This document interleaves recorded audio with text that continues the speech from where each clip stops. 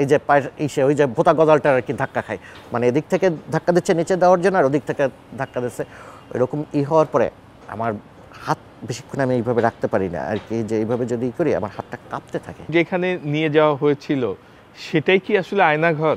আওয়ামী সরকারের উপহার হিসাবে আর কি মনে করেন আমি পার্মানেন্ট এই উপহারটা নিয়ে আর কি আসি, সম্ভবত সারা জীবন এভাবেই বেঁচে থাকতে হবে অথবা এর থেকে খারাপও হতে পারে। 4 দিনের ভূমিষ্ঠ হওয়া বাচ্চা বাসায় ঢুকে তছনছ করে তারা ইভানকে উঠায় নিয়ে আসে। এই নির্দেশগুলো কোথা থেকে আসতো?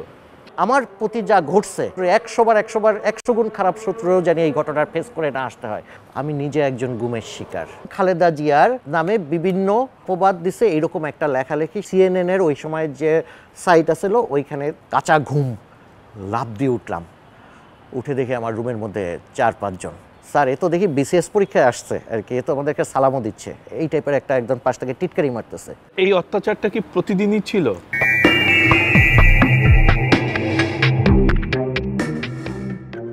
গুম এবং আয়নাঘর বাংলাদেশের বহুল সমালোচিত এবং আলোচিত একটি বিষয়। অনেকেই অভিযোগ করেছেন যে তাদেরকে বিগত সময়ে ধরে নিয়ে গুম করে রাখা হয়েছে, আত্মীয় স্বজন, সন্তান, স্ত্রী সবার থেকে আলাদা করে রাখা হয়েছে, এমন অভিযোগ পাওয়া গেছে এবং বর্তমান সরকার এই বিষয়ে একটি কমিশনও করেছেন। এরকমই একজন গুমের শিকার হয়েছিলেন রেজওয়ানুল হক শোভন। কি কারণে আপনাকে গুম করা হয়েছিল? আপনার তখনকার অ্যাক্টিভিটিস কী ছিল? কোথায় রাখা হলো? আপনার উপর শারীরিক কোনো নির্যাতন করা হয়েছিল কি না? ধন্যবাদ রাজীব। পেশায় আমি একজন পেট্রোলিয়াম জিওলজিস্ট। সাগরের নিচ থেকে তেল গ্যাস উঠানোর জন্য আমি একজন এক্সপার্ট হিসাবে কাজ করি দেশে এবং দেশের বাইরে, মেইনলি আমি দেশের বাইরেই কাজ করি। গুম হাসিনা সরকারের সময় এটা একটা আতঙ্কের নাম হয়ে দাঁড়িয়েছিল। আমি গুম হই 2018 সালে। চাকরির পাশাপাশি আমি আসলে অ্যাক্টিভিস্ট হিসাবেও আমাকে অনেকে চেনে, অনলাইন অ্যাক্টিভিস্ট। আমি লেখালেখির সাথে জড়িত। আমি ঠিক বিএনপির সাথে সরাসরি সম্পৃক্ত না, আমার কোনো পোস্ট পজিশন নেই, বাট জাতীয়তাবাদ ঘরানার একজন অ্যাক্টিভিস্ট হিসাবে আমাকে বলতে পারেন। শহীদ জিয়ার আদর্শ আমার খুব ভালো লাগে। 2010-11 দিকে এইরকম একটা কথা উঠলো, শহীদ রাষ্ট্রপতি জিয়াউর রহমান পাকিস্তানের চর। আওয়ামী লীগ অ্যাক্টিভিস্টে এইরকম একটা কথা উঠাইছিল যে সে আসলে যুদ্ধ করেনি, পাকিস্তানের চর, এই ধরনের কথা। যদি সামান্যতম কেউ পড়াশোনা করে, কারো যদি ধারণা থাকে, তাহলে একজন সেক্টর কমান্ডারের ব্যাপারে কখনোই বলতে পারে না সে পাকিস্তানের চর ছিল। কিন্তু এই ধরনের মিথ্যা প্রোপাগান্ডা কন্টিনিউয়াসলি বিএনপি শহীদ জিয়ার উপরে এবং এই ধরনের বেসিক্যালি আওয়ামী লীগের এন্টি যেই গেছে তার উপরে একটা প্রোপাগান্ডা চালাইয়া দিচ্ছে, সেটা মিথ্যা, মোস্টলি 100% মিথ্যা। আমি 100 না বললেও 95% মিথ্যা বলবো। তো যাই হোক, এই মিথ্যার জবাব দেওয়ার জন্য আমি লেখালেখি শুরু করি। প্রথমে আমি লেখালেখি শুরু করি, তখনও কিন্তু ফেসবুকটা অত জনপ্রিয় হয়ে ওঠেনি, তখন আমরা ব্লগ প্ল্যাটফর্মগুলি ইউজ করতাম। সামু ব্লগে প্রথম লেখালেখি শুরু করি, সামহায়ার ইন ব্লগ, আমরা সংক্ষেপে সামু ব্লগ বলি।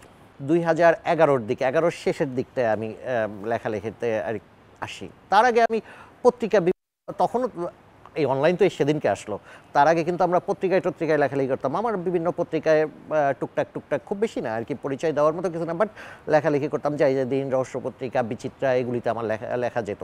লেখালেখির এক পর্যায়ে সামহায়ার ইন ব্লগের যে ব্লগের আমরা কর্তৃ বলতে মানে যে মালিক, ওনার নাম জান্নাতুল জানা সম্ভবত, ওনার সাথে আমাদের একটা তর্কাতর্কি আর কি, একটা ব্যাপারে মতবিরোধ চলে আসে। সেখান থেকে আমরা জাতীয়তাবাদ ঘরানার যারা ছিলাম তারা বের হয়ে আসি। তো ওই সময় বেসিক্যালি আওয়ামী ঘরানার যারা অ্যাক্টিভিস্ট বলেন তারা প্রচণ্ড রকম সরব ছিল অনলাইনটাই সামু ব্লগে। আমি শেষের দিকে ব্লগ ঘরানাটা যখনই হয়েছে আমি শেষের দিকে আসি, আমিও লেখালেখি করি। তখনকার বেশ কিছু দুর্যোধন, জাতির নানা, স্বাধিকার, আমি বাংলাদেশ, ধ্রুব মহাকাল, মুস্তফা কামাল পলাশ, এই নামগুলি তখন বেশ দাপ বেড়াচ্ছিল। এদের সাথে আমিও, চাপাডাঙ্গার চান্দু, আমিও জয়েন করে লেখালেখি করার পরে আমি বললাম ওই যে এক পর্যায়ে তাদের মতবিরোধের কারণে আমরা ওখান থেকে বের হয়ে ফেসবুকে চলে আসি। ফেসবুকে আসার পরে জেড ফোর্স সাইবার ট্রুপার্স নামে একটা প্ল্যাটফর্ম তৈরি করি।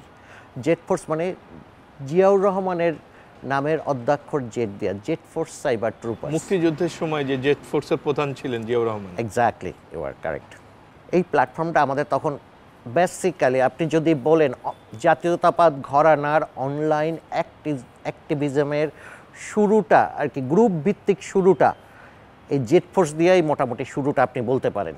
In fact jet force cyber trooper পাইনিয়ারি বলতে পারে। এর আগে কেউ, এটা মোটামুটি স্বীকৃত একরকম যারা অনলাইনে আর কি কাজ করে বা অনলাইনে লেখালেখি করে তাদের কাছে। ওই প্ল্যাটফর্মটা আমরা কয়েকজন মিলে তৈরি করি, শুরু করি এবং ওখানে আমরা লেখালেখি করতে থাকি। লেখালেখির মূল বিষয়গুলি কোনটা ছিল আসলে? মূল তো জাতীয়তাবাদী ঘরানার লোকজন ওখানে আস্তে আস্তে সব একত্রিত শুরু করলো। যে জিনিসটা করলাম, আপনার একবার খেয়াল আছে হয়তো, শেখ হাসিনা একবার সিএনএনে একটা পত্রিকার একটা নিউজ সামনে নিয়ে আসলো যে তারা সিএনএন নাকি বেগম খালেদা জিয়ার নামে বিভিন্ন অপবাদ দিছে, এইরকম একটা লেখালেখি সে আর কি সিএনএনের ওই সময় যে সাইট আছিল ওইখানে আসছে এবং সে এটা সবার সামনে দেখাইছে। আমরা ওটাকে প্রুভ করে দিলাম এটা সিএনএনের সাইটে আসে নাই। সিএনএনের নিচে যে জনগণের জন্য একটা সেকশন থাকে, কমেন্ট, যে কেউ যে কোনো কিছু লিখতে পারে, এই প্রথম আলো বলেন বা আপনাদের এই যে চ্যানেল, প্রত্যেকটা সাইটের নিচে একটা জনগণের জন্য আলাদা, সেটা যে কেউ লিখতে পারে। তো ওইরকম কেউ একজন একটা ফিচার লেখে, সেই ফিচারটাই শেখ হাসিনা বলতেছিল এইটা সিএনএনের ফিচার। তো আমরা সিএনএনের অরিজিনাল ওই পেজটা এনে সবার সামনে এটা ফ্লাশ করে দিই যে এটা একটা মিথ্যা। আমাদের কাজগুলি ছিল এই টাইপের। তো ইনফ্যাক্ট এই কাজগুলি শেখ হাসিনার খুব একটা পছন্দ হওয়ারই কথা না এবং আওয়ামী লীগ ঘরানার কথাই না। আওয়ামী লীগের সেক্রেটারি সৈয়দ আশরাফ ছিল, উনি মারা গেছে আর কি। মন্ত্রিসভায় এই নিয়ে কয়েকবার আলোচনা হয়েছে যে অনলাইনে জাতীয়তাবাদীর অ্যাক্টিভিস্টরা খুব আমাদেরকে পেইন দিচ্ছে। আমরা এইভাবে লেখালেখি করতেছিলাম, আমরা বিভিন্ন রকম তাদেরকে, তারা মিথ্যা বললে আমরা সেটা প্রোটেস্ট করে যেতাম, এইভাবেই আমাদের লেখালেখি চলতেছিল। আমরা যারা লেখালেখি করতাম, আমরা কিন্তু, আপনি আমাকে রেজওয়ানুল হক শোভন নামে চেনেন, ওইখানে কিন্তু আমাকে কেউ রেজওয়ানুল হক শোভন নামে চিনত না। আমরা প্রত্যেকে ছিলাম অ্যানোনিমাস, আমাদের প্রত্যেকেরই একটা আলাদা আলাদা ছদ্মনাম ছিল, একটা না হয়তো কারো কারো কয়েকটাই ছিল, কয়েকটা আইডি তৈরি করে। তো আমি যে আইডিতে লিখতাম আমার আইডির নাম ছিল ক্যাপ্টেন নিমো। এক পর্যায়ে ওইটাকে আমি চেঞ্জ করে আসি বৈরাম খা আইডিতে, ক্যাপ্টেন নিমো, বৈরাম খা, সত্যেন্দ্র সিকিউরিটি, এগুলি মোটামুটি জাতীয়তাবাদী ঘরানার বা ওই সময় আওয়ামী লীগ অ্যাক্টিভিস্ট যারা ছিল, অমি পিয়াল, তারপরে আইজু, এরা মোটামুটি জানে যারা এইগুলি লিখছে আর কি, যে তারাও আমাদেরকে চিনতো, আমরাও তাদেরকে চিনতাম। প্রথম দিকে এই সাইবার, এই যে লেখালেখির জন্য 11 বা 12 দিকে সাইবার সিকিউরিটি অ্যাক্ট করে এই আইনটাকেই 2018-তে যে এই আইনটাকে আরেকটু পরিমার্জন, আরেকটু কঠিন আকারে নিয়ে আসে ডিজিটাল সিকিউরিটি, কুখ্যাত ডিজিটাল সিকিউরিটি অ্যাক্ট হিসাবে। মানুষের কথা বলার সমস্ত ধরনের মৌলিক অধিকার তারা বন্ধ করে দেয়, আমাদের আর কথা বলার জায়গা রাখে না। যে কেউ একটা কিছু লিখলেই তাকে একটা আইসিটি মামলায় ফেলে দিত। আমরা অনেকটা হাইড হয়ে যায় আর আন্ডারগ্রাউন্ডে চলে যায়, ভয়ে আমাদের উপরে চাপ, বিভিন্ন রকম মামলা বা আমাদের আইডিগুলি একের পর এক ট্রেস করে ওরা সেগুলিকে ডিঅ্যাক্টিভ করে দিত। আমি নিজেও একরকম হাইডে চলে যাই। এরপরে আসে আমার উপরে নির্মম সেই ঘটনার কথা, যেটা 2018 সালে নির্বাচনের আগাগ দিয়া একের পর এক ধরপাকড়, রাজনৈতিকভাবে বিভিন্ন ধরপাকড় চলছিল। অনলাইনটাকে ধ্বংস করে দেওয়ার জন্য করতে হবে, জানি জাতীয়তাবাদী ঘরানার কেউ কোনো লিখতে না পারে, এই ধরনের একটা টার্গেট নিয়ে তারা একটা টিম, র্যাবের মধ্যে হয়তো পুলিশেও হতে পারে অন্যান্য, বাট অ্যাটলিস্ট র্যাবে যে করা হয়েছিল আমি তার সেই আর কি নির্মম সাক্ষী। টিম করে, টিমটা দিয়ে যারা অনলাইনে লেখালেখি করতো তাদেরকে ধরার জন্য ওই টিমটার উপরে বিশেষভাবে দায়িত্ব দেওয়া হয়। আমার যে টিমটা ছিল ওই টিমটা বেগম খালেদা জিয়াকে নিয়ে একটা বই, বেসিক্যালি বই বলতে পারেন আপনি, সংকলনও বলতে পারেন। বই বলতে আমরা কি বুঝি, মানুষের গল্পের বই, নিজের লেখা বা অটোবায়োগ্রাফি, হোয়াটএভার।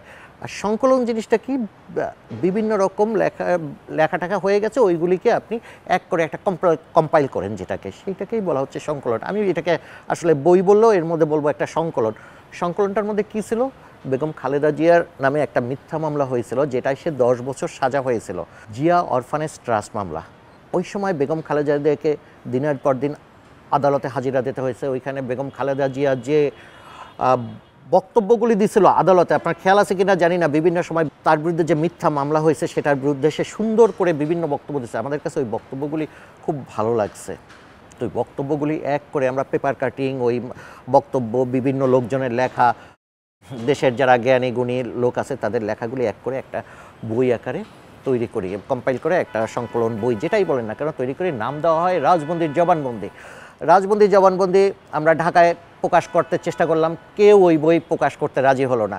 আমরা গেলাম সিলেটে, ওখান থেকে আমরা বইটা প্রকাশ করি। প্রকাশ করার পরে আমি তখন কাজ করতেছিলাম শালদা গ্যাস ফিল্ডে, পেট্রোবাংলা। আমি যে কোম্পানিতে কাজ করি, বিদেশি কোম্পানিতে, আমার ওই কোম্পানিটাকে হায়ার করে, আমি যেহেতু বাংলাদেশি এমপ্লয়ি, সো আমাকে ওইখানে অ্যাসাইন করে দেয়। আমি তখন শালদায় কাজ করতেছিলাম। এই অবস্থায় বইটা আপনার প্রকাশ হয়। প্রকাশ হওয়ার পর আমি তো তখন ফিল্ডে শালদায়, আমার সাথে আমরা 5-6 জন এইটা নিয়ে কাজ করতেছিলাম। আমার সাথে রাজন একজন আইনজীবী, ইভান ও যমুনা ব্যাংকের একজন সিনিয়র অফিসার হিসাবে কাজ করতো। তো ওই সাথে জড়িত ওরা। প্রথমে রাজন এই বইটা সিলেট থেকে প্রকাশ হওয়ার পরে নিয়ে আসার পরে ও যখন আপনার বইটা নিয়ে এয়ারপোর্ট স্টেশনে, রেল দিয়ে এয়ারপোর্ট স্টেশনে নামে, ওকে পিছন থেকে দুজন এসে চোখ বেঁধে উঠায় নিয়ে যায়। উঠায় নেওয়ার পরে আমি এগুলি কিছুই জানি না, এগুলি পরের ঘটনা, আমি আর কি শুনে আর কি ওর সাথে কথাবার্তা বলে বা আপনাকে বলতেছি। নিয়ে যাওয়ার পরে ওর কাছে তখন আর কি যে এর সাথে কারা কারা জড়িত এগুলি করে ওই রাতেই ইভানের বাসায় চলে যায় মিরপুরে। ইভানের তখন 4 দিনের ভূমিষ্ঠ হওয়া বাচ্চা ওর বাসায়, তার মানে ওর ওয়াইফ তখন আর কি জাস্ট আর কি বেবি দিছে। এই অবস্থা আপনি চিন্তা করেন, 4 দিনের বাচ্চা। ইভানের বাসায় ঢুকে তছনছ করে তারা ইভানকে উঠায় নিয়ে আসে। ওইখান থেকে উঠায় নিয়ে আসার পরে ইভান আর রাজনের কোনো খবর নাই। আমি তখন ফিল্ডে কাজ করি। এখান থেকে ওয়াসিম ইফতেখার নামে আমাদের সাথে আরেকজন অ্যাক্টিভিস্ট আছে, ও ব্যবসায়ী মূলত। ও আমাকে খবর দিল যে শোন ভাই, এরকম ইভান রাজনকে উঠায় নিয়ে গেছে। স্বাভাবিকভাবে আমি তখন ভয় পেয়ে যাই। এটা আপনার বলতেছি, আমার যদি স্মৃতি বিচ্ছু না করে, এটা আগস্টের 4 তারিখের ঘটনা বলতেছি, 2018 আগস্ট 4। যখন এইটা পেলাম, আমি চিন্তা করতেছিলাম আমি কি করব। যাই হোক, কাজ চালিয়ে যাচ্ছি, তখনও কন্টিনিউ করতেছি। পরদিন ইভান রাজনের কোনো ক্ষণ নাই। 4, 5, 6, 7, 8, 9 তারিখে আমি খেতে বসছি গ্যালিতে, আমাদের যে ডাইনিং রুম আমাদের ওখানকার। আর ওইখানে 8 তারিখ রাতে দেখতে পেলাম যে 8 তারিখ বা 9 তারিখে ইভান রাজনকে র্যাব ওদের মিডিয়া সেন্টারে হাজির করছে যে কিছু নিষিদ্ধ ঘোষিত টাইপের বই নিয়ে আদালত অবমাননা করে 2 জনকে গ্রেপ্তার করা হয়েছে এই বলে। তো এবং এর সাথে জড়িত আছে গিয়া আরও কয়েকজনের নাম পাওয়া গেছে। কে আছে, শোভন, ওয়াসিম, তারপরে হলো গিয়া আপনাদের নাম ঘোষণা করে দিল। আমাদের নাম ওই সময় ওদেরকে তো ওই সময় শো আপ করে দিল যে ওদেরকে তখন ওই 5 বা 6 দিনের একটা গ্যাপ আছে যেটাকে গুম ছিল। তারপরে যখন করে আমাদের নামও চলে আসলো ওইখানে যে এরাও এর সাথে জড়িত। রেজওয়ানুল হক অথবা ওরফে বৈরাম খা, যেটা আমার ওই ফেসবুক আইডিতে নাম, এই ওরফে দিয়ে আর কি যে আমার নামও ওখানে চলে আসে। আমি আর থাকার মতো সাহস পাই না ওইখানে। আমি আর ওখানে কাউকে কিছু না বলে আমি ওই সকালবেলা সব কিছু মোবাইলটা অফ করে আমি বাস একটার পর একটা চেঞ্জ করে আর কি লোকাল বাস ধরে এই বাস ধরে আমি ঢাকার দিকে চলে আসি। এটা হলো আগস্টের 9 তারিখের ঘটনা বলতেছি। মানে কুমিল্লা আপনার কর্মক্ষেত্র থেকে আমি ঢাকার দিকে চলে আসি। ঢাকায়ও সরাসরি ঢুকি না। আমি ঢাকায় ঢোকার আগে ওই কাশপুর ব্রিজের ওই পাশে এক বন্ধুর বাসায় 2 দিন কাটাই। এইসব করে টরে আমি করে ঢুকে গেছি। বাসায় তো আর যাওয়ার প্রশ্নই আসে না। এর মধ্যে পেপার পত্রিকায় বেশ ফলাও করে এগুলি ওই সময় প্রায় সব পেপার পত্রিকায় আসছে, ওদেরকে যে ধরছে করছে এবং ওদেরকে পুলিশে হ্যান্ড ওভার করে দেয় ওই 5 দিন রেখে। 11 তারিখের দিকে ঢাকায় আসি। তখন ওই সময় 22 তারিখে, ওই বছর 18তে 22শে আগস্ট আপনার কোরবানির ঈদটা পড়ছিল। তা আমি এই পলাতক থাকা অবস্থায় আমি ওই আমার ফ্যামিলি সহ আমি বরিশাল চলে যাই। আমার বাড়ি আর কি বরিশাল। তো ওইখানেও একরকম পলাতক অবস্থায়, বাট টেনশন, প্রচণ্ড টেনশন। এরপরে চিন্তা করলাম কেস হয়ে গেছে, কোর্টে যে সারেন্ডার করবো এরকমই করে। তো এর মধ্যে কোরবানি চলে গেল, ওয়াইফ বাচ্চাদেরকে বরিশালে রেখে আমি আমার মা ঢাকা চলে আসি। এসে আমার বাসায় শাহিনবাগ, ঢাকার শাহিনবাগ, তেজগাঁ শাহিনবাগে বাসায় উঠি না। আমি আমার খালাতো বোনের বাসা মোহাম্মদপুরে, মোহাম্মদপুর হাউজিং লিমিটেডে, আমি ওই বাসায় যেয়ে আমার আম্মাকে সহ উঠি। প্ল্যান ছিল 28 তারিখ বা 29 তারিখ সকালে আমি কোর্টে যাব, হাইকোর্টে। আমাদের এক পরিচিত এক ভাই আছে মিল্টন দা, ইউনিভার্সিটি, ঢাকা ইউনিভার্সিটি, উনি প্র্যাকটিস করে। মিল্টন দার সাথে যোগাযোগ করলাম। মিল্টন দা বলে আসো তুমি ওইখানে আর কি সারেন্ডার করে দেখা যাক কী করা যায়। এটা 29 তারিখ সকালের দিকে আমার প্ল্যান হয়েছে আমি হাইকোর্টে হাজির হব আর কি জামিন নেওয়ার জন্য। বাট ওই পর্যায়ে আর যাইতে পারিনি। আগস্টের 29 তারিখ সকাল আমি ঘুমাই আছে। ওই সময় প্রচুর ধরপাকড় চলতেছিল, প্রচুর। রাত্রে বাইরে থেকে ঘুরে এসে আমার ওই খালাতো বোনের বাসায় আসি। ঘুম আসতেছিল না, রাত্রি 2:30 3টা পর্যন্ত সজাগ থেকে ঘুমাই। সকাল 4:30 5টার দিকে কেউ একজন আমাকে বলতেছে, হঠাৎ ঘুমের মধ্যে, এই শোভন ওঠো ওঠো ওঠো। কাঁচা ঘুম, লাফ দিয়ে উঠলাম। উঠে দেখে আমার রুমের মধ্যে 4-5 জন আর কি। তখন আমি ঠিকমতো, স্যার পাইছি স্যার, শোভনকে পাওয়া গেছে। তো এই বলার পরে আমাকে উঠাইলো। উঠানোর পরে আমি রুম থেকে বের হয়ে দেখি, আমি একটা রুমে ছিলাম আলাদা, রুম থেকে বের হয়ে দেখি সামনের ডাইনিং রুমে আরও 7-8 জন লোক আর কি। ভয়াবহ অবস্থা রুমের মধ্যে আর কি। পোশাকে ছিলেন? সাদা পোশাকে, তারা প্রত্যেকে সাদা পোশাকে ছিল। ওইখানে কোনো ড্রেস ছিল না, তাদের হাতে কোনো অস্ত্র ছিল না। তখন সকাল 5টার মতো বাজে। আমাকে ঘুম থেকে উঠালো, এই তোমার কোথায়, মোবাইল কোথায়? তো আমার তখন 2টো মোবাইল ছিল, একটা বাটন, ওই যে অল্প টাকার জাস্ট বাটন ফোন, আর একটা ছিল অ্যান্ড্রয়েড আর কি, স্যামসাংয়ের একটা অ্যান্ড্রয়েড ছিল। তো আমি বাটন ফোনটা ইউজ করতাম। আমি যখন কুমিল্লা থেকে রওনা করি ঢাকার দিকে, আমি আমার মোবাইল অফ টপ করে সিম টিম সব খুলে চলে আসি। ঢাকায় আসার পরে পুরানো একটা বাটন মোবাইল আমার, ওইটা নিয়ে আর একটা সিম আমি ওইখানে কিনে সিমটাকে ওর মধ্যে ঢুকে ইউজ করতে থাকি। ওরা উঠাইলো, ফোন চাচ্ছে, ওই ফোনটা দিয়েছে, এইটা না, ওই আরেকটা আছে, সেটা কোথায়, যে আরেকটা। তো আমি একটু গাইগুই করতেছিলাম যে ওটা আমি আসলে দিতে চাচ্ছিলাম না। একজন কানে কানে, ছোট্ট মতো একজন কানে কানে এসে বলল, এইখানেই কি মাইক শুরু করব নাকি ফোনটা দিবা? আমার ওই খালাতো বোন তখন প্রেগন্যান্ট, তার 2 বা 3 মাস পরেই আমি প্রচণ্ড আতঙ্কিত হয়ে গেছি। আপনি চিন্তা করেন, ঘরের মধ্যে 7-8 জন বা আরও বেশি, হয়তো 8-9 জন বা 8-10 জন লোক সাদা পোশাকে সকাল 5টার সময় উঠে এইরকম হাতাহাতি করতেছে, তছনছ করতেছে, ঘরের এই রুমে যাচ্ছে। আমার মা ছিল ড্রয়িং রুমে শোয়া, সে ওখান থেকে উঠে আসে, উঠে যা হয় স্বাভাবিক কান্নাকাটি শুরু করছে। ওখান থেকে আমি ওই মোবাইলটা ছিল আমার ওই বোন এলিনের কাছে। আমি এলিনকে বললাম, এলিন আমার ওই ফোনটা দে। ফোনটা ও আলমারির মধ্যে থেকে বের করে আমাকে দেয়, পেয়ে গেছে।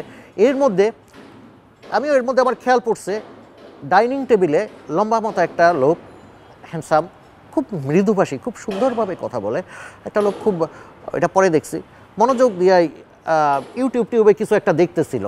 দেখেই বোঝা যাচ্ছিল সে এই টিমের লিডার টাইপের কিছু একটা। বাকি লোকজনের কথাবার্তায় তো বোঝা যায়। সো ওই লোকটাকে, আম্মা এসে ওই লোকটাকে বলল, বাবা আপনারা কারা? খুব সুন্দরভাবে বলল, আমি মহিউদ্দিন ফারুকী, আমরা র্যাব থেকে এসেছি, আপনার ছেলের নামে একটা মামলা আছে, আর ওকে কিছু জিজ্ঞাসাবাদ করব, এই জন্য ওকে আমরা নিতে আসছি, আবার ফেরত দিয়ে যাব। রাজীব, আমি আসলে কোনো রাজনৈতিক ফ্যামিলির লোক না, ঢাকা ইউনিভার্সিটিতে পড়াশোনা করছি, স্টুডেন্ট লাইফে টুকটাক কিছু রাজনীতি করছি, তারপরে আমি সেই 97 থেকে এই বাইরের কোম্পানিতে জব করতেছি। তো এই ধরনের পরিস্থিতির সাথে আমি ওইভাবে অভ্যস্ত না। যাই হোক, এই করতে করতে আরও আধা ঘন্টা 40 মিনিট এরকম করলো। ওরা নিচ থেকে 2 জন লোক, দারোয়ান, ওদেরকে উঠালো। এই আপনারা দেখেন, এই যে একে নিচ্ছি, রাষ্ট্রবিরোধী কিছু রাজনীতি কী আছে, একে নিয়ে যাব, আবার দিয়ে যাব। এই যে আপনারা দেখতেছেন 2টা মোবাইল, এই যে এইটা নিয়ে যাচ্ছে, দেখছেন। ওরা দেখবে কি আর করবে কি, ওরা যা আছে সেইটাই আর কি। হ্যাঁ দেখছি। এই করার পরে ওরা আমাকে ওখান থেকে সিভিলে, আম্মা কান্নাকাটি, বাবা আপনার হাতে তুলে দিলাম, আপনি দেখে রাখেন, এই যে না, আপনি চিন্তা করবেন না, খুব সুন্দরভাবে কথা বলে মহিউদ্দিন ফারুকী। আমার কাছে 2 পাশ দিয়ে 2 জন ধরে নিয়ে গেল। নিচে নামার পরে বাসা থেকে কিছুটা আগানোর পর দেখি একটা মাইক্রোবাস, আর পিছনে আর একটা গাড়ি র্যাবের। ওইখানে প্রথম আমি দেখতে পেলাম যে ওই গাড়ির পাশে র্যাবের পোশাক পরা 2 জন আছে। বাট আমার বাসায় ওরা আসে না, ওরা গাড়ির কাছে, বাসা থেকে একটু দূরে, 50 গজের মতো দূরে গাড়িটা রেখে আসছে। আমাকে নিয়ে আপনার গাড়িতে উঠালো। গাড়িতে ওঠার পরে পিছনের সিটে যেতে বললো, আমি পিছনের সিটে গেলাম। পিছনের সিটে যাওয়ার সময়, মাইক্রোবাসের পিছনের সিটে যাওয়ার সময় পাশ থেকে একজন আমাকে বলতেছে, ভাই সালাম আলাইকুম। তো আমি একটু হতভম্ব হয়ে গেলাম যে এই গাড়ির মধ্যে আমাকে কে সালাম দিচ্ছে, এই হয়েছে। পাশে তাকায় দেখি ওই যে আপনাকে বললাম ওয়াসিম ইফতেখার, ওকে। মহিউদ্দিন ফোনে কথা বলতেছিল, আমাকে ওখান থেকে নিয়ে হ্যাঁ আপনার আঁকাবাঁকাই এই রাস্তা ওই রাস্তা করতেছে। ফাঁকে ফোঁকে আমি যেটুক দেখতে পাচ্ছি, আমার কিন্তু তখনও চোখ আটকায়নি। ফাঁকে ফোঁকে আমি যেটুক দেখলাম তাতে এক ফাঁকে এক ঝলক দেখলাম গিয়া হাইকোর্ট, এক ঝলক মনে হলো গিয়া আমার মনে হলো শাহবাগের ওই দিক থেকে এরকম ঝলক ঝলক দেখতেছি। এক পর্যায়ে যখন আমরা মেয়র হানিফ ফ্লাইওভার, এটা তো মেয়র হানিফ ফ্লাইওভার বলে, ওইটার উপরে উঠলাম, চোখটা বেঁধে দিল। জায়গায় এসে গাড়িটা থামলো, দুইজনটাই আমাকে আর ওয়াসিমকে নামালো, নামাইয়া একটা এরকম করে একটা রুমের মধ্যে নিয়ে বসালো। নাস্তা করতে দিছে, নাস্তা করতে যেটা দেয় ডিম রুটি, ওরা যা খেলো খুব ভালোভাবে নাস্তা, 15-20 মিনিট। তো ওয়াসিমকে জিজ্ঞেস করলাম, কথা বলার মতো মন মানসিকতা এখানে থাকে না। ওয়াসিমকে আমরা যেটা বললাম যে কি অবস্থা, বললো যে ভাই এই তো অবস্থা, এই যে ধরে নিয়ে আসছে এই ঘটনা, এই যে ভিতরে নিয়ে চোখ খুলে দিচ্ছে আমাদের নাস্তা করার জন্য। একটা রুমের মধ্যে ছোট্ট একটা রুম দেখতেছি, লাইক গোডাউন টাইপের একটা রুম, বাট ওষুধ টষুধ ভরা, ওর মধ্যে একটা টেবিল চেয়ার আছে, আমরা দুজন চেয়ারে বসলাম। নাস্তা করার জন্য 15-20 মিনিট সময়, আধা ঘন্টার হাইয়েস্ট সময় পাই। একজন সোলজার আসে, আইসা ওয়াসিমকে, আপনি চলেন। ওয়াসিমকে আমি তখন ওই রুমের মধ্যে দাঁড়া করালো। দাঁড়া করার পরে চোখটা বাঁধলো। চোখ বাঁধা শুধু বাঁধা না, যেটা করে আপনারা গামছা দিয়ে চোখটা এইভাবে বেঁধে এইখান থেকে আবার কাগজ ঢুকায়, টিস্যু পেপার ঢুকায়, এইখান থেকে টিস্যু পেপার ঢুকায়, এইখান থেকে, মানে আপনি জানি কোথাও দিয়ে কিছু আর কি দেখতে না পান। হাত দুইটা এই করে হ্যান্ডকাপ দিয়ে বাঁধলো, বেঁধে এইভাবে পিছন থেকে হাত বেঁধে পিছন দিয়ে ধরে আমার রুম থেকে নিয়ে ওরা বের হয়ে চলে গেল। আমি আমার রুমে বসা, আমি অনুমান করি হয়তো 1-1.5 ঘন্টার মতো একটা সময় গেছে। আরেকজন এসে বলতে ওই এসে বলতেছে আপনি ওঠেন। গামছা দিয়ে চোখ বাঁধলো, ওই সেই টিস্যু পেপারে একই সিস্টেম ধরে আমাকে একটা রুমে নিল। নেওয়ার পরে আমি ঢোকার পরে সালাম দিলাম, সালাম আলাইকুম স্যার। এ তো দেখি বিসিএস পরীক্ষায় আসছে আর কি, এ তো আমাদেরকে সালামও দিচ্ছে। এই টাইপের একটা একজন পাশ থেকে টিটকারি মারতেছে, কি করো তুমি? আমি বললাম আমি একজন পেট্রোলিয়াম জিওলজিস্ট, আমি এই কাজ করি। তখন একটা গালি দিল, তো শোভন কেমন, তুমি কেমন আছো, তো ভালো আছো, এই টাইপের কিছু একটা বলার পরে ফার্স্ট আমার উপরে শুরু হয় দাম করে একটা চর আর কি। ওই চর রাজীব যদি না খাওয়া যায় তাইলে বুঝবেন ওদের চর আর কি। ওই চর আর কি, যে চরটা হয়েছে আমার হাত চোখ বাঁধা, হাত হ্যান্ডকাপ পরা, আমি এরকম একটা চেয়ারে বসা, ঠাস করে পড়ে গেলাম। আবার একজন চেয়ার থেকে উঠালো, উঠানোর পর আবার আর এক বাকি গেলে আবার পড়লাম, আবার উঠে এই করতেছে। তো আমি হতভম্ব হয়ে গেছে আর কি, আমার ফোপানি চলে আসছে। কি খুব অপমান লাগতেছে নাকি? মার মানে কি আপনার লাঠি দিয়া, তো দেখতে পাচ্ছি না, সম্ভবত মোটা বেত বা গজারি কাঠের লাঠি, ইচ্ছা মতো পিটালো মানে এইরকম করে নিচের উপরে পাড়ালো। এটা আর কি ফার্স্ট ট্রিটমেন্ট যেটা দেওয়া হয় সেটা দিল আর কি। যে আমি জানি না, হয়তো 5-7 মিনিট একটা মানুষকে মারলে তো আর কিছু থাকে না। এরপরে তুই তো গাড়িতে চলে গেছে, তুই আওয়ামী লীগের বিরুদ্ধে এই করতেছিস, লিখতেছিস। বললাম আমি তো আওয়ামী লীগের বিরুদ্ধে লিখতেছি না, আমি যেটা মিথ্যা আমি আমার মতো যা বলার আর কি, যেভাবে নিজেরা ডিফেন্ড করার আমি সেগুলি বলতেছে, এগুলি আপনি বুঝতেই পারতেছেন। ওগুলি কথাবার্তা আসলে কোনো কথাবার্তা না। এক পর্যায়ে এই করার পরে একজনে বলতেছে স্যার এটারে বোধহয় এইভাবে হবে না, টানাইতে হবে, টানাইয়া পিটাইতে হবে, তাইলে সব বইলা দেবে। তো আমি আসলে তখন কাঁপতে শুরু করে দিছি আর কি এই ধরনের ইসের মধ্যে। তারেক রহমানের সাথে তোর সম্পর্ক কি? তারেক রহমানের আমি জীবনে আজ পর্যন্ত তার সাথে কথা হয় নাই। তার ওই টিভিতে যা দেখছি ওই পর্যন্ত তার সাথে আমার আজ পর্যন্ত যোগাযোগ হয় নাই, কোনোদিন হওয়ার কথাও না। আমার মতো লোকের কাছে সে কেন আসবে? আমার সাথে আর পলিটিক্যাল ইনভলভমেন্ট ওই রকম নাই। কত টাকা দিচ্ছে এই বলতেছে, শুধু বলে না, এর মধ্যে এই বলতে বলতে একজনে করলো কি হাতের আঙ্গুলটা, আমি বললাম যে তার সাথে আমার যোগাযোগ নেই, আমি টাকা দিই না, এরকম বারবার কথাবার্তা। এক পর্যায়ে হাতটা নিয়ে সম্ভবত লোহা কাঠের গজাল টাইপের কিছু একটা এই হাতের আঙ্গুলের মধ্যে এরকম ঢুকাই দিয়েছে। ছোটোকালে আপনার খেয়াল আছে স্যারেরা এই যে একটু পড়া না পারলে পেন্সিল ঢুকাই দিত এরকম করে, এরকম এটা ছিল কাঠের কোনো একটা গজাল টাইপের, ওদের কাছে আছে। ঢুকাইয়া দিয়ে এরকম করে আমাকে চাপ দেওয়া শুরু করলো প্রচণ্ড। এরকম উপর দিয়ে যদি এরকম একজন চাপ দেওয়া শুরু করে কেমন লাগবে আর কি, ওই হ্যান্ডকাপ পরা অবস্থায় ওই চলতেছে আর কি। এটা নিয়ে আমি অনেকদিন ভুগছি আর কি, যে এই হাত দিয়ে লিখতেছিস না, হাত নষ্ট করে দেবো। তো অনেকদিন আমি জেলখানায় যেও আর কি, এরপরে অনেকদিন ভুগছি আর কি, হাত নাড়াইতে পারতাম না, করতে পারতাম না, প্রচণ্ড পেইন গেছে। এখন কি অবস্থা?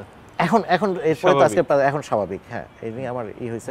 আপনি কথাবার্তায় দেখবেন আমার মাথা কাঁপে, কারণ আমার নিউরোলজিক্যাল কিছু সমস্যা তৈরি হয়ে গেছে।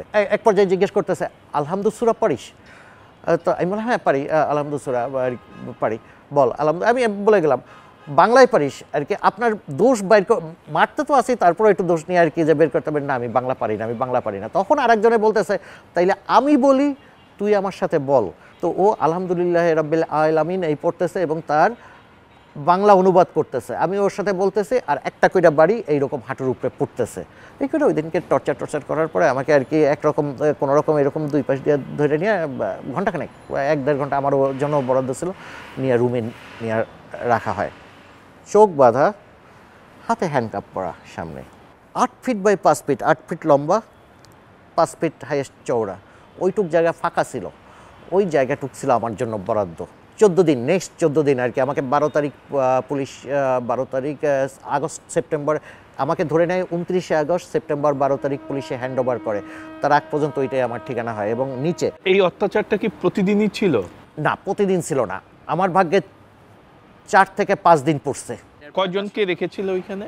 আমার তো চোখ বাঁধা শুধু খাওয়ার সময় এবং টয়লেটে যাওয়ার সময়, টয়লেটের মধ্যে ঢুকাইয়া নিয়ে একজন ধরে টয়লেটে নিয়ে যেত, একটা টয়লেটের মধ্যে ঢুকানোর পর চোখটা খুলে দিত, হাতটা খুলে দিত, টয়লেটটা করতাম, আসতাম। ওইখানে কয়জন রাখছে আমি জানি না, আমি আমারটাই বলতে পারবো।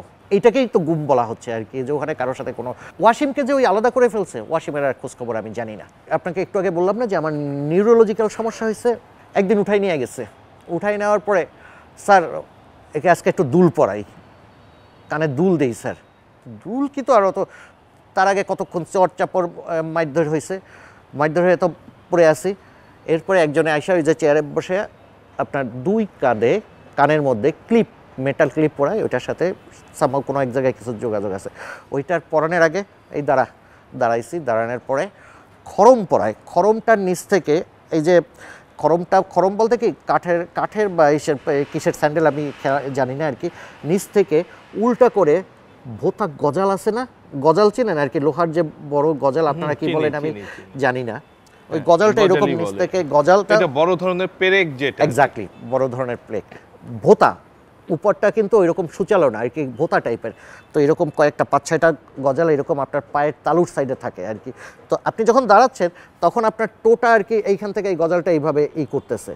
তো এইভাবে দাঁড়া করাইছে, দাঁড়া করানোর পরে আপনার কানের মধ্যে এইটা পড়ার পর যখন আপনার কারেন্টের শকটা দেয়, কারেন্টের শক খাইছেন কখনো? বোধহয় খান নাই আর কি। কারেন্টের শক খেলে জিম করে একটা ধাক্কা খায় মানুষ, ধাক্কা খাইলে পরে আমি এইভাবে পাটা আর কি যে নিচের দিকে আর কি যে চলে যায়, তখন আবার ওই নিচ থেকে ওদিক থেকে এই যে পায়ের ওই যে ভোতা গজালটা আর কি ধাক্কা খায়, মানে এদিক থেকে ধাক্কা দিচ্ছে নিচে দেওয়ার জন্য, আর ওদিক থেকে ধাক্কা দিচ্ছে। ওইরকম হওয়ার পরে আমার হাত বেশিক্ষণ আমি এইভাবে রাখতে পারি না আর কি, যে এইভাবে যদি করি আমার হাতটা কাঁপতে থাকে। এখন বর্তমানে এটা আমার হয়ে গেছে, আমার আর মানে ওই অত্যাচার নির্যাতনের পর আমি এই আওয়ামী সরকারের উপহার হিসাবে আর কি মনে করেন আমি পার্মানেন্ট এই উপহারটা নিয়ে আর কি আসি। সম্ভবত সারা জীবন এভাবেই বেঁচে থাকতে হবে, অথবা এর থেকে খারাপও হতে পারে। নিচে যে ঘুমাতাম, 3 বেলা খাবার দিত কিন্তু ওরা যা খেত সেটাই দিত। ঘুমাইছি আমার তখন, আমি যখন ওইখানে আসি তখন আমি প্লাস্টিক স্যান্ডেল, ওই যে ক্লোজ টোজ 2টা স্যান্ডেল ছিল, একটা স্যান্ডেলের মধ্যে আরেকটা এইভাবে ঢুকাইয়া দিলে পর স্যান্ডেলটা একটু উঁচু হয়, ওই স্যান্ডেলটা আমার মাথায় থাকতো। একটা জিন্স পরে গেছি, জিন্স পরে যাওয়ার আর একটা গেঞ্জি ছিল, আর আমার ওষুধ ছিল সাথে, আমি 2-1টা কি জানি একটা ওষুধ নিয়ে গেছিলাম, সামান্য টুথব্রাশ পেস্ট নিয়ে গেছিলাম। আরেকটা ঘটনা বলি যেটা এটার সাথে একদিন গার্ডরা কেউ আমাদের সাথে পারতপক্ষে কথা বলতো না, খুব নিষেধ ছিল আমাদের সাথে। বাইরে 24 ঘন্টা গার্ড থাকতো, 3 শিফটে গার্ড থাকতো।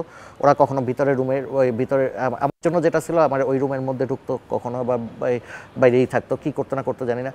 ম্যাক্সিমাম গার্ডই ভালো, ওরা আমাদের জন্য আর কি বলতো যে গালাগালিও করছে, 2-1টা গার্ড তো গালাগালিও করছে যে এই অমুকের বাচ্চা, এইগুলি আপনাদের মতো এই সে শুধু লেখার জন্য এই সেই অমুক তমুক। তো একটা গার্ড ও খুব ভালো ছিল, ওনার নাম সম্ভবত ফরিদ ভাই, মেহেন্দিগঞ্জ বা বরগুনা এই টাইপের কোনো এক জায়গায় বাড়ি।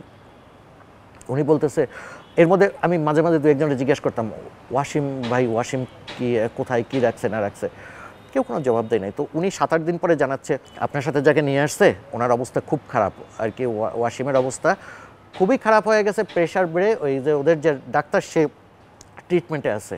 তখন আমার সাথে সাথে আল্লাহর কাছে চাইতেছে, আল্লাহ ওয়াসিম জানি মারা না যায়। এটা ওয়াসিমের জন্য না, আমার নিজের জন্য, কারণ দুইজনকে একসাথে উঠাই নিয়ে আসছে। আজকে যদি আমাকে যদি না মারারও ওদের প্ল্যান থাকে, আজকে যদি ওয়াসিম মরেও যায় এই কারণে, তাহলে তো আর আমাকে বাঁচতে দেবে না, সাক্ষী করে দেবে। তো এই ধরনের সিচুয়েশনগুলি আমরা ওইখান থেকেই করি।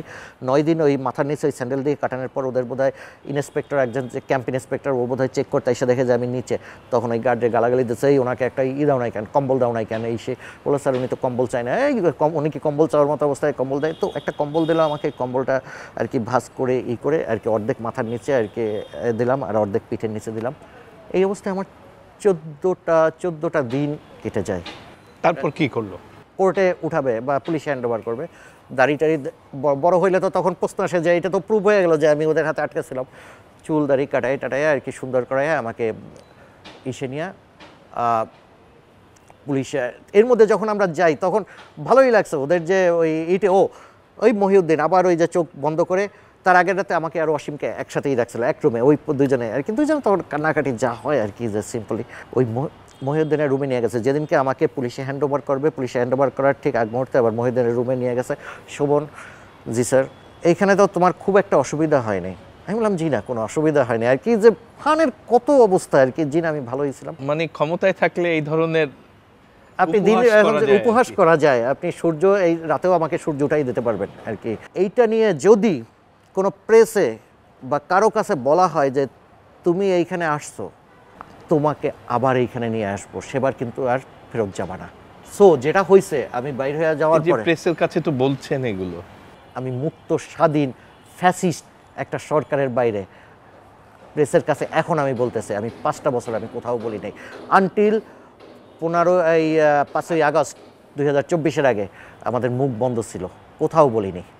তখন না হয় আপনাদের উপরে এই ধরনের ঘটনাগুলো ঘটেছে, এখন কি মানে আপনাদের মধ্যে ওই শঙ্কা আছে যে অন্য কারোর উপর এই বা ভিন্ন মতাদর্শী যারা তাদের উপর এই ঘটনা ঘটতে পারে?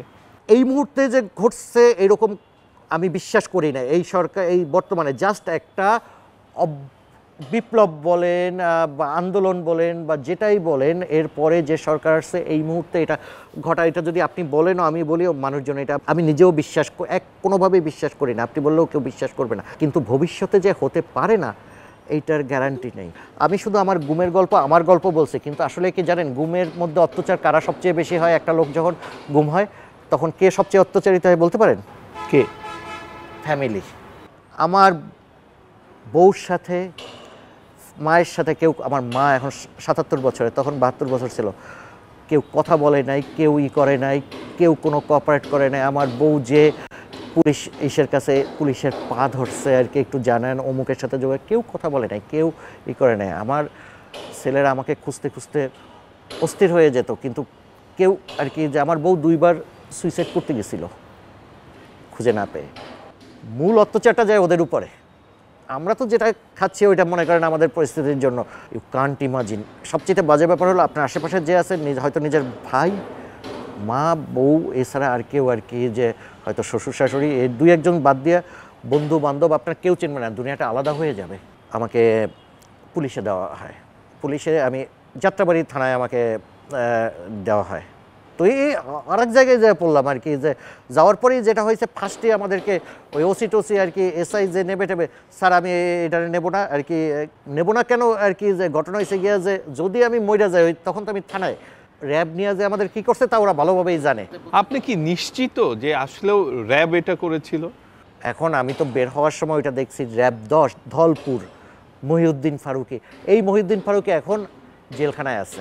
আপনাকে 14 দিন পর পুলিশে দেওয়ার পর পুলিশ নিতে চাচ্ছে না, কারণ আপনার শারীরিক অবস্থা ভালো তারা মনে করেননি আর কি, এজন্য নিতে চাচ্ছেন না, ভয় পাচ্ছিল এই টাইপের, যে কিছু হলে আবার তাদের উপর দায় যায় কিনা। তারপরেও নিচ্ছে আর কি, যেহেতু নিতে হবে তারপরে নিচ্ছে, এসআই নিল।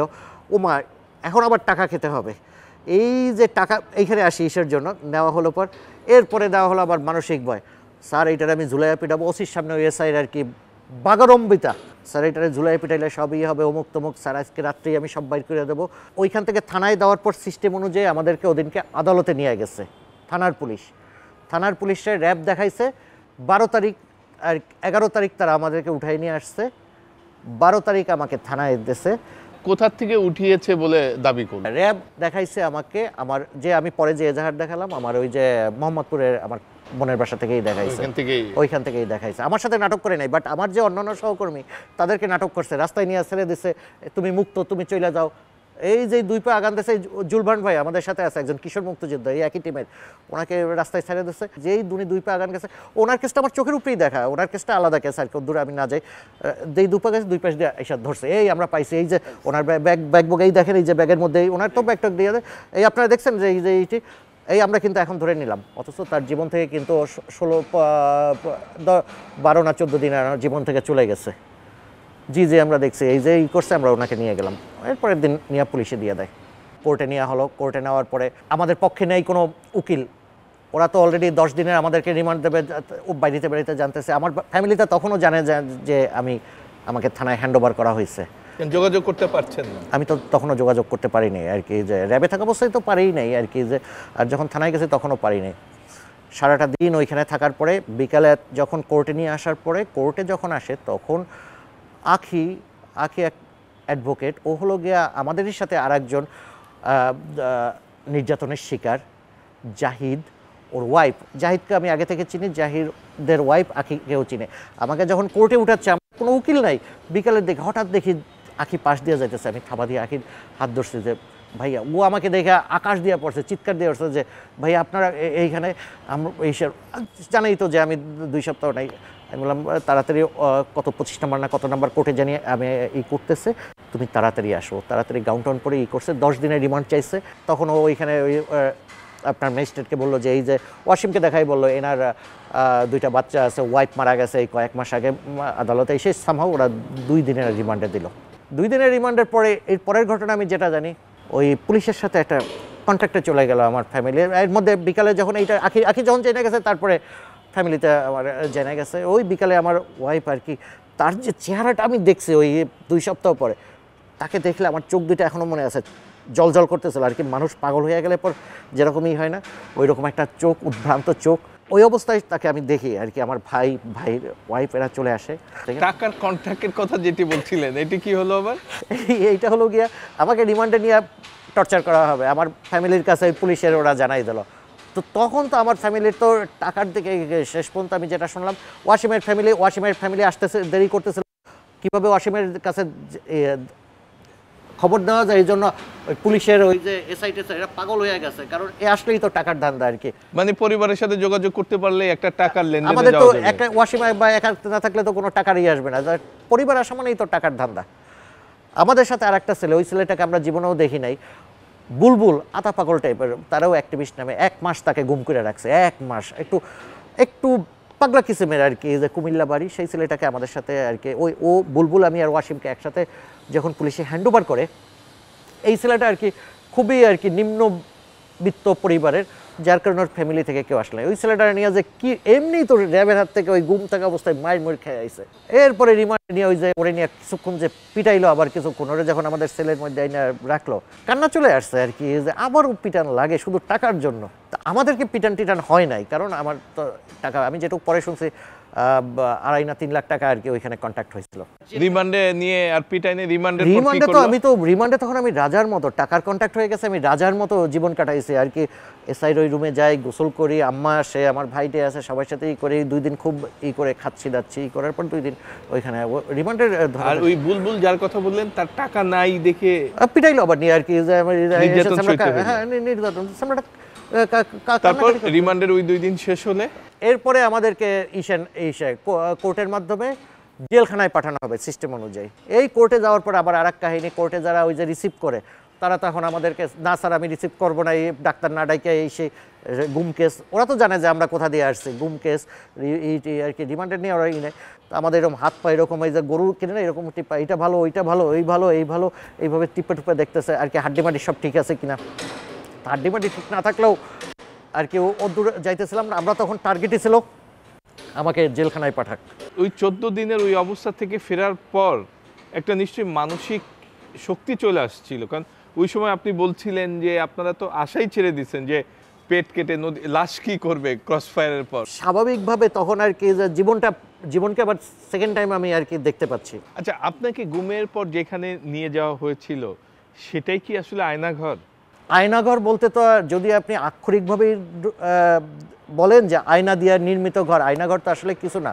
এখন আমাকে আমাকে যেখানে রাখছে রূপক অর্থে নাম দেওয়া হয়েছে আয়নাঘর। তার মানে এইটাই আয়নাঘর। এবং পরে আমি যেটা শুনছি, আমাকে যেটা রাখছিল ওইটা একটা গুদামঘর আলাদাভাবে। আয়নাঘরের ওদের আলাদা সেল ছিল, আমরা ওইটাকে পরে ডাকতাম আর কি, যে এরপরে র্যাবে এরপরেও আমি রিমান্ড খাইছি। ওই জেলায় থাকা অবস্থায় ওরা PWD রিমান্ডে নিয়ে যাইতো। তো ওইখানে পাশে যে টয়লেটে নিত না, ওই সময় তো জানতাম না, টয়লেটে নেওয়ার সময় পাশে ছোট ছোট আমরা বলতাম যে কুত্তা ঘর আর কি, ডগ হাউস, বিদেশি কুকুর রাখার জন্য এরকম ছোট ছোট ঘর আছে না, ওই রকম ছোট ছোট খাঁচার মতো ঘর থাকতো। টয়লেটে যাওয়ার সময় টয়লেটের ফাঁক দিয়ে একটু দেখতাম এরকম কালো পর্দা ফালানো, ওই কালো পর্দার ওই পাশটায় ওদের ওইখানে 4টা না 5টা, পরে শুনছে নিচেও নাকি আসলো, ওই পাশে 5টা ছোট ছোট খুপড়ি ছিল, ওই 5টা খুপড়ির মধ্যে ওই যে এই লোকজনগুলি রাখতো। এই যে বুলবুল আমি প্রথমে যেখানে ছিলাম ওইখানে ছিল, পরে যখন আমাকে ওইখানে রিপ্লেস করে ওই যে ওই ছোট কুঠুরির মধ্যে রাখছে। এখন আপনি যদি আয়নাঘর বলেন, এগুলিই তো আয়নাঘর। আয়নাঘর কি নির্দিষ্ট একটি জায়গায় ছিল না বিভিন্ন জায়গায় ছড়ানো ছিল? আয়নাঘর আলাদা আলাদা যেমন আপনি আমরা ছিলাম র্যাব 10-এর, র্যাবের জন্য আলাদাই ছিল, ডিবির জন্য আলাদা ছিল, আর DGFI এর জন্য আলাদা ছিল, প্রত্যেকের আলাদা। আয়নাঘর বলতে তো আসলে কিছু নেই আর কি, যেখানে কোনো লোকরে বন্দি করে রাখা হয়, কোনো রকম নিঃসঙ্গ করে রাখা হয়, দ্যাট ইজ আয়নাঘর। আপনাকে কোন এলাকায় রেখেছিল? ধলপুর, র্যাব 10। পরে আপনি নিশ্চিত হলেন কিভাবে? যেটা আমি নিশ্চিত হলাম, আপনাকে বলছি একটু আগে যে আমরা যখন বের হয়ে আসি তখন কিন্তু আমাদের আর চক্ষু আটকায় নাই আর কি, ওই অবস্থায় ওরা আর কি, যে তার আগের দিন তো আমাদের ওই যে কোর্টের ওই যে শেপ টেপ করাই করলো, তখন আমরা দেখছি না ওইটা, মানে সুস্থ স্বাভাবিকভাবে কোর্টে উপস্থাপন করার জন্য আমার শেপ টেপ করায়, চুল টুল কাটায় এটি করছে। আচ্ছা, আপনার কাছে কি মনে হয় এই যে গুম যে করা হতো, আয়নাঘরে আটকে রাখা হতো, এটা নিশ্চয়ই আপনি বলেছিলেন যে মহিউদ্দিন নামে একজনের নেতৃত্বে, এডিশনাল এসপি ছিল তখন, এডিশনাল এসপি। তো এই নির্দেশগুলো কোথা থেকে আসতো? অর্ডারগুলি কোথা থেকে আসতো, এটা তো আসলে একটা প্রশাসনিক কাঠামো। এখন প্রশাসনিক কাঠামো থেকে চেইন অফ কমান্ড থাকে। এখন এই চেইন অফ কমান্ডের, এখন আপনার যে প্রশ্নটা, আমি আরেকটু অ্যাডভান্স হয়ে জিজ্ঞেস করি, এইটা কি প্রশাসনিকভাবেই দিত না? আমি বিশ্বাস করি না এইটা একজন ডিআইজি বা আর কি, ওর উপরে যে আছে একজন, ও ডিআইজির আন্ডারে ডিআইজি বা তার উপরে এআইজি বা আইজি, এই লেভেল থেকে কাউকে গুম করার জন্য চিন্তা করেন। একটা সরকারি কর্মচারীর কোনো দরকার নেই কাউকে গুম করে এইভাবে করার, সে যতই খারাপ হোক, অত্যাচার করার। এইটা আসতেছে গিয়ে আপনার পলিটিক্যাল লিডারদের কাছ থেকে। আর পলিটিক্যাল লিডারটা তখনই মূলত আমরা পরে যেটা জানছি, আপনার এটা তো আওয়ামী লীগের একটা নির্যাতনের একটা টুলস আয়নাঘর। আপনার ওই যে মেজর জেনারেল তারেক সিদ্দিকী মূলত উনি, আর এই যে জিয়ার নাম বলে যে আয়নাঘরের, ও আসলে এসবের ডিজাইন একটা বড় গুটি, বাট ওর উপরে কি ছিল আমার যা ধারণা, হয়তো তার ব্রেন চাইল্ড এই জিনিসটা, যে এইভাবে করলে এদের মেন্টালিটি ভেঙে যাবে। মেজর জেনারেল তারেক সিদ্দিকী, ওই যে উনি বোধহয় উপদেষ্টা ছিল না আর কি, যে এই টাইপের লোকজন, এবং সেটাও কি ওনার কাছ থেকে, আমি খুব বেশি যেতে পারি না। এখন কি উনি কি নিজে এইটা করছে, নাকি ওনাকে দেশ বিদেশ থেকে কেউ বলে দেওয়া হয়েছে যে এইভাবে করলে?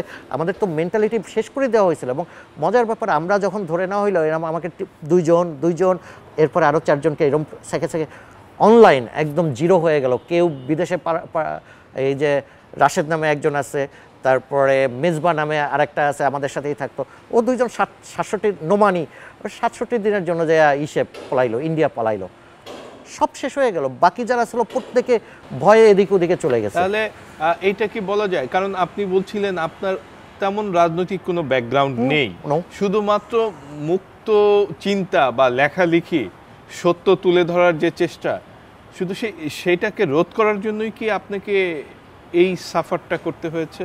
রাজীব, গত 16 বছরে বাংলাদেশে কি হয়েছে? গত 16 বছরে আপনি যদি নির্বাচনের দিকে তাকান, 3টা নির্বাচন গেছে।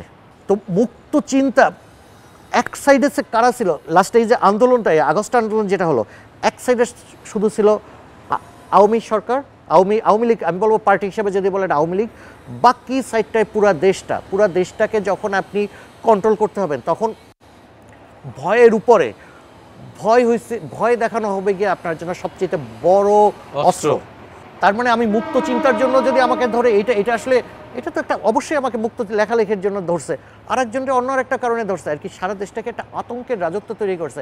আপনি যে বললেন না, এখনও কেউ বলে তাকে কেস দেওয়া হচ্ছে, দেওয়া হচ্ছে, শেখ হাসিনা তো কয়েকদিন আগেও বলছে যে ৩,০০০ পুলিশে মাইরা ফেলাইছে, ৩,০০০ কতজন পুলিশে, এই ধরনের কথা। এই যে আন্দোলনে নাকি 3,000 পুলিশ মারা গেছে, যে অনেক নিরীহ মানুষকেও কিন্তু মামলায় ফাঁসানো হচ্ছে, এই অভিযোগ কিন্তু বিভিন্ন জন করছেন।